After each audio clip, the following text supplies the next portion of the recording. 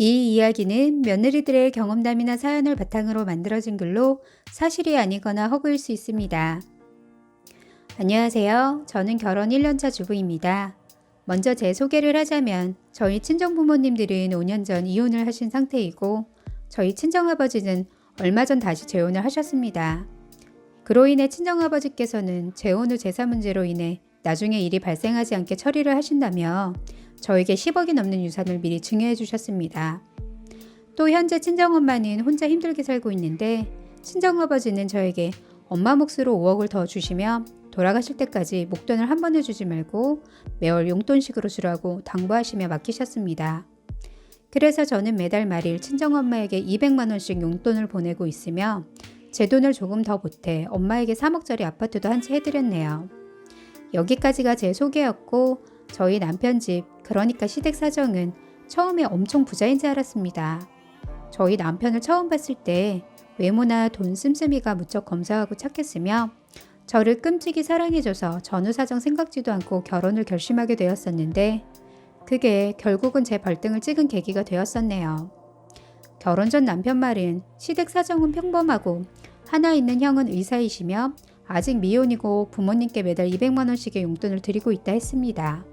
저희 남편은 형이 대학 뒷바라지를 했고 지금은 부모님께 100만 원씩 용돈을 드리고 있다고 했습니다. 이렇게 시댁 사정을 대충 알고 인사차 시댁에 가보니 남편 말과는 다르게 두 분은 50평대 아파트에 여유롭게 사시고 계셨으며 아버님 차도 외제차였고 제가 갈 때마다 1인당 12만 원이나 하는 호텔이나 고급 한정식 집으로 매번 데리고 가서 항상 식사를 사주시더라고요. 한 번은 제가 음식값을 내겠다고 해도 이 정도는 언제든지 충분히 사줄 수 있다고 하시며 신경 쓰지 말라고 하시곤 제 지갑을 가방에 다시 넣어주실 정도로 말리셨었네요. 또 백화점을 지나시다 갑자기 저에게 100만 원 상당의 외투를 덜컥 하나 사주셨고 시부모님 두 분 역시 각각 100만 원 상당의 시계를 서스럼없이 사시더라고요. 웬만한 경제력이 있어도 이렇게 300만 원이 넘는 돈을 계획도 없이 갑자기 쓰기 힘들 텐데 이를 계기로 시부모님들이 부자인 줄 알았습니다.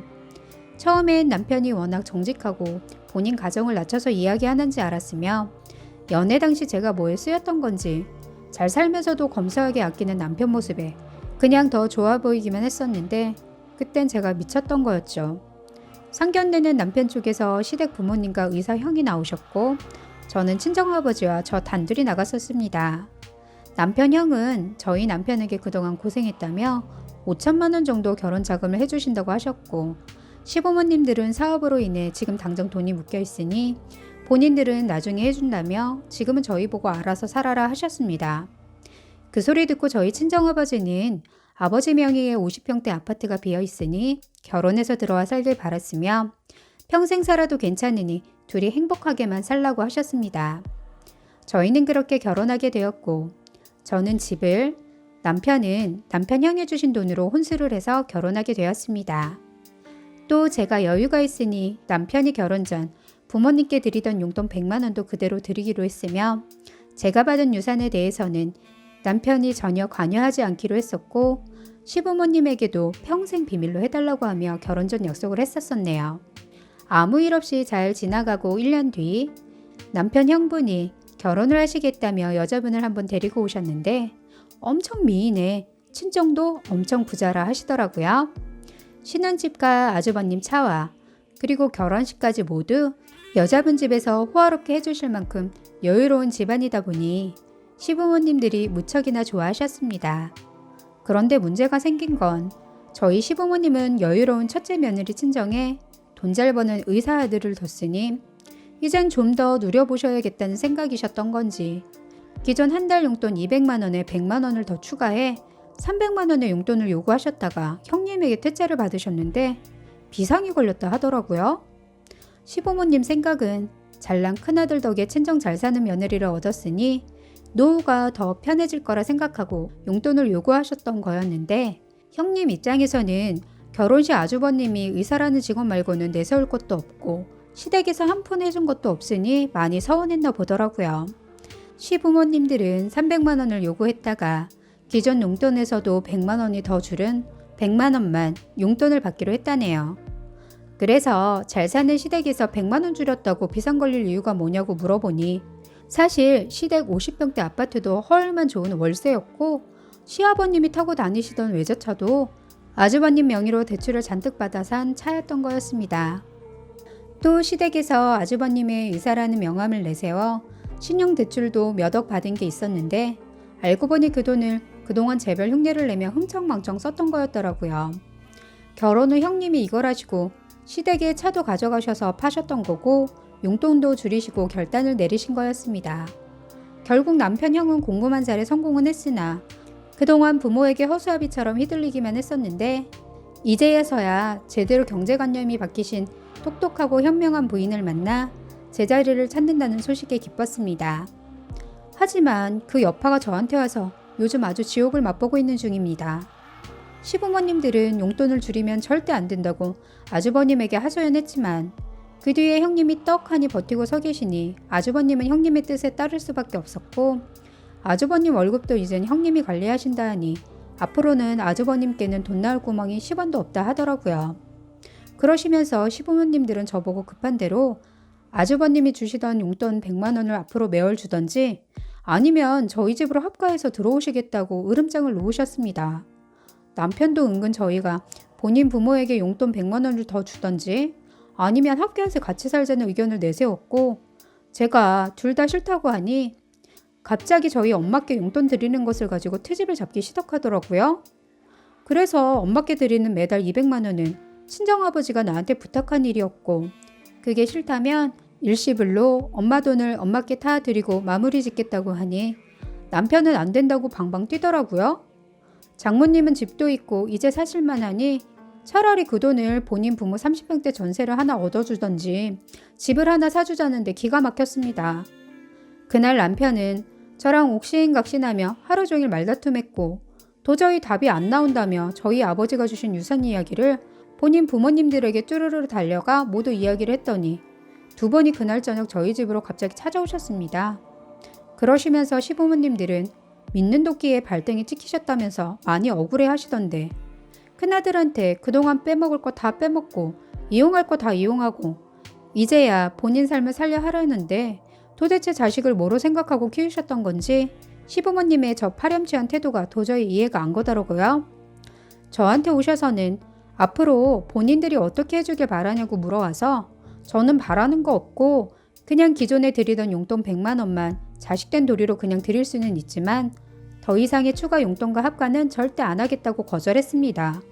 그랬더니 시아버지가 저희 부모님께 받은 유산을 좀 떼어서 본인들 집을 한 채 사주던지 전세를 좀 얻어주면 앞으로 차차 갚아나가겠다 하더라고요. 그래서 시부모님 두 분 다 일도 안 하시고 아주버님 명의뿐만 아니라 아버님 명의로도 대출도 있으시다며 앞으로 무슨 돈으로 갚으실 거냐 물어보니 아주버님이 주는 용돈이랑 저희가 주는 용돈과 그리고 앞으로 구상하고 있는 사업이 있으니 그게 잘 되면 한몫 몰아주시겠다고 하는데 아직도 정신 못 차리고 헛소리만 하고 계셨습니다. 그래서 제가 집도 사드리고 용돈까지 또 드려야 하는 거냐니까 그럼 안 주려고 했냐면서 그건 자식으로서 부모한테 당연히 해야 할 도리라고 말씀하셨습니다. 남편도 본인 부모 말에 다 동의를 하는 건지 눈만 끔뻑끔뻑하고 고개도 끄덕끄덕 하는 거 보니 이렇게 가만히 있다가는 몇 년 안에 저희 친정아버지가 주신 유산을 모두 야금야금 정신 못 차리는 시부모들에게 다 빼앗길 것 같다는 생각이 들었습니다. 그래서 지금 내가 최대로 할 수 있는 건 기존에 드리던 용돈 100만 원 뿐이고 그 이상을 요구하시면 이혼도 불사하지 않겠다고 해버렸습니다. 남편은 제가 돈에 환장한 여자인지 몰랐다며 본인 부모들은 집도 쫓겨나 밖으로 나앉게 생겼는데 있는 돈도 못 주냐며 저보고 너무한다 하네요. 그리고 그냥 달라는 것도 아니고 빌려달라는 건데 그것도 못 주냐고 해서 이자는 얼마나 줄 거냐 했더니 시어머니는 가족끼리 무슨 이자를 받으려 하냐면서 저를 나쁜 년 취급했습니다. 이대로 결론이 안 날 것 같아 내 생각은 절대 변함없고 남편 보고 결정하라 하니 저같이 가족 챙길 줄도 모르고 돈만 아는 여자랑은 살기 싫어 이혼을 하겠다며 본인 부모들을 데리고 시댁으로 가버렸습니다.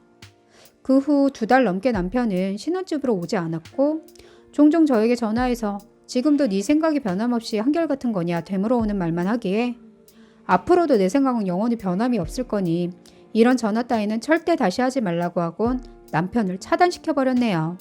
제가 남편 전화를 차단시킨 후 남편은 저랑 통화가 안 되니 2주 뒤 신혼집으로 찾아와서는 그럼 기존에 드리려 했던 용돈 100만 원만 드리자고 져주는 척 통보하기에 제가 이젠 그것마저 할 수 없을 것 같다며 거절했습니다. 그 2달하고도 2주 동안 남편은 본인 부모들 때문에 새로 차린 가정을 버리고 집을 나가 있던 사람이었는데 앞으로 이런 사람을 믿고 살 자신이 없어졌고 이런 비슷한 문제가 또 발생한다면 이 사람은 아마도 저를 또 버리고 갈 사람이라는 생각밖에 안 들었습니다. 앞으로 능력 없고 허풍만 센 시부모들 거주 문제, 돈 문제 계속 빵빵 터질 거고 더해지면 더해질 뿐 분란은 덜하지 않을 텐데 전 앞으로 자신 없으니 그만 이혼하자 했습니다. 그랬더니 남편은 많이 당황해했고 아무래도 제 길을 꺾어놓으려 저를 버리고 시댁으로 갔었던 모양인데 이젠 제가 남편을 포기한다 하고 시댁으로 가버리라 했더니 남편은 그제서야 미안하다 싹싹 비네요. 그동안 혼자 참 많은 생각을 했고 이런 남자랑은 도저히 평생 살 자신이 없어졌습니다. 그리고 마지막으로 네 부모들 앞으로 거처와 용돈은 어떻게 하기로 했냐 물어보니 아무 말 못하던 거 보니 결국 저를 살살 구슬리는 작전을 세웠다가 모두 본인들이 원하는 방향으로 저를 구워 삶으려 했던데 어림도 없는 수작입니다. 아주버님 때 형님은 단호하고 확실해서 모든 걸 다 꺼내시고 아주버님만 안고 가신다 하셨지만 전 그동안 남편에 대한 사랑뿐만 아니라 믿음, 신용을 다 잃어버려서 평생 안고 갈 자신이 없어 이혼을 선택했습니다. 남편은 그 이후 저희 집에 발걸음도 못하게 하고 있고 이혼 서류도 남편 회사로 보냈으며 부모님 모시고 평생 효도하며 살라 해줬습니다. 이혼 서류 보냈다는 소리 듣고 시부모님 2분은 저희 집에도 몇 번을 찾아오시기도 했지만 문 안 열어드렸고 저도 조만간 이 집에서 빨리 이사갈 생각이네요. 그래도 시부모님, 자식 둘을 참 잘 키우신 게 본인들이 원하는 대로 따라주는 삶을 살아주는 착한 아들들이 있어 얼마나 행복하실까요? 그러나 과연 행복할 수 있을까 하는 의문이 드네요. 오늘도 끝까지 들어주셔서 감사합니다.